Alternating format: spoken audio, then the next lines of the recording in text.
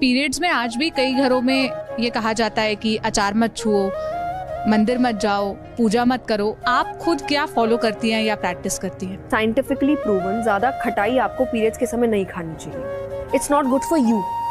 बच्चे मानते नहीं थे तो उनको बोल दिया टच नहीं करना, खराब हो जाएगा। बीच वाला आके काम बिगाड़ देता है। उसने बिगाड़ दिया ये बोल के अछूत है, ये है, वो है। भाई 9 महीने एक लड़की जब बच्चा पैदा कर रही होती है वो पीरियड से नहीं होती है। 9 महीने उसको पीरियड्स नहीं आ रहे, उस खून का इस्तेमाल तो हो रहा है ना बच्चे को सींचने में। अगर आपको लग रहा है वो खून इम्प्योर है, आप में से जितने हम सब बैठे सब इम्प्योर है। जय जय श्री राधे, जय श्री सीताराम। सभी तो पहले सभी माताओं को कोटि कोटि प्रणाम, क्योंकि हम माताओं का, महिलाओं का बड़ा आदर करते हैं, क्योंकि वो मातृ स्वरूपा है। लेकिन आजकल अभी फ़िलहाल बहुत ज़्यादा वायरल हो रहा है एक वीडियो, जिसमें एक बहुत प्रसिद्ध किशोरी जी जो है, वो देवी जी ये कह रही हैं कि मासिक धर्म जो है वो शुद्ध होता है। अगर वो अशुद्ध होता तो बच्चे कैसे अशुद्ध, सारे बच्चे अशुद्ध कहलाते हैं। सबसे पहली बात तो ये है कि बीच वाले बिचौलियों ने आकर करके ये सब काम खराब किया, आदि आदि वे कह रही हैं। तो पहले तो ये बिचौलियाँ किसे कहना चाहती है? ये जो तथाकथित कथावाचिका भी बनी हुई है, वे गायन बहुत अच्छा करती हैं, आप भजन बहुत अच्छा गाती है, अच्छी बात है। सत्संग चिंतन के द्वारा लोगों तक संदेश अच्छा पहुंचाना अच्छी बात है। लेकिन आप कथावाचिका हैं तो कम से कम कथा का ठीक ठीक वाचन करिए। जिस कथा का आप आधार लेकर के बोल रही हैं, श्रीमद् भागवत कथा के रचयिता श्री वेदव्यास जी, जिन्होंने 18 पुराण की रचना की, उनके पिता हुए श्री भगवान पराशर जी। और श्री पराशर जी की पराशर स्मृति में अध्याय संख्या 7 श्लोक संख्या 20, इसके मध्य में बड़ा सुंदर वर्णन है श्लोक का। प्रथमेन्नी चांडाली, द्वितीय ब्रह्मघातिनी, तृतीय रजकी प्रोक्ता, चतुर्थेन्नी शुद्ध्यति। जो महिला मासिक धर्म में आ जाती हैं वे महिला पहले दिन पातकी कहलाती है, चांडाली कहलाती है, दूसरे दिन ब्रह्मघातिनी कहलाती है, तीसरे दिन रजकी यानी कि धोबी के स्वरूप में हो जाती है, और चौथे दिन वे शुद्ध हो जाती हैं। इसका अर्थ है 4 दिन के बाद में जो मासिक धर्म का अन्य स्राव और भी चलते रहता है ऋतु धर्म का, उसके बाद में उसको शुद्ध कहा गया है। और ग्रंथों में इसका भी प्रमाण किया गया है कि 4 दिन के अंत में अगर कोई गर्भ रह जाता है तो वो अशुद्ध कहलाता है, वो पातकी जीव, गरुड़ पुराण कहता है उसको। और 4 दिन के बाद में जो गर्भधारणा होती है वो शुद्धता की गर्भधारणा होती है।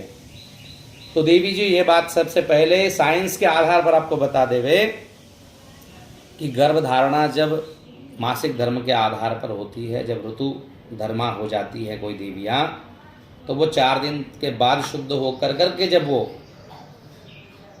गर्भ को धारण करे तब वो शुद्ध बालक को जन्म देती हैं। और दूसरी बात है, जब कोई माता गर्भवती हो जाती हैं एक बार की, तो उनका मासिक धर्म तो अपने आप ही रुक जाता है। तो उनकी अशुद्धता और शुद्धता की बात ही छोड़ दीजिए। तो आप जो बिचौलियाँ बीच में कोई आ गए जो कह रहे हैं, वे वेदव्यास जी के पिता पराशर जी महाराज हैं। और भी आपको बता देवे कि पराशर जी के साथ में 7वां अंगिरस श्रोत्र में, अंगिरस स्मृति में, वहाँ पर भी मासिक धर्म में महिलाओं को पूजा करने की निषिद्धता के बारे में कहा गया है।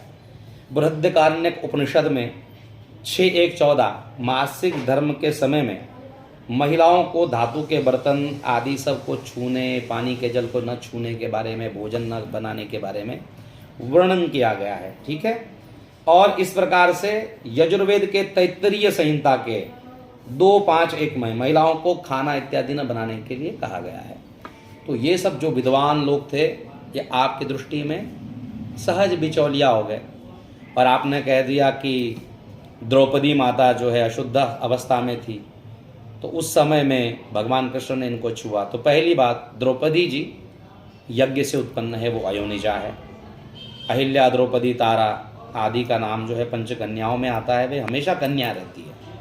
वे 5 पति करने के पश्चात भी शुद्धा है, क्योंकि वो अयोनिजा है, उनके ऊपर योनि से जन्म लेने वालों के जैसे बंधन नहीं आते।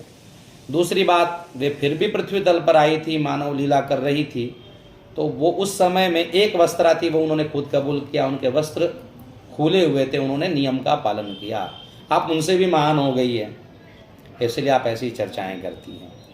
तो आप ऐसी चर्चाएं ना करें व्यासपीठ पर बैठने वाली, कि जिससे अभी पहले ही नया ज़माना चल रहा है, नया दौर में लोग पुरातन ग्रंथों की परंपराओं को टालने की कोशिश कर रहे हैं। और आप जैसो कि कई सारे फॉलोवर्स हैं, तो वो सारे फॉलोवर्स अगर गलत चीज़ का संदेश लेंगे तो गलत ही समझेंगे।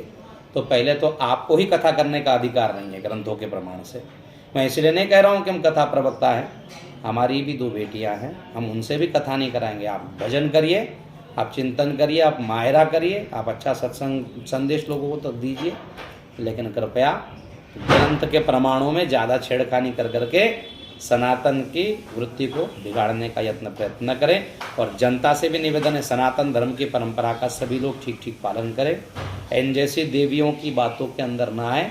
भगवान कृष्ण ने ना द्रौपदी जी को छुआ है, उन्होंने सिर्फ चीर स्पर्श करा कर करके, चीर दे करके उनको परिपूर्ण किया है। यही सब कह कर करके मैं कोटि कोटि नमन निवेदन करता हूँ। जय जय श्री राधे, जय जय श्री सीता।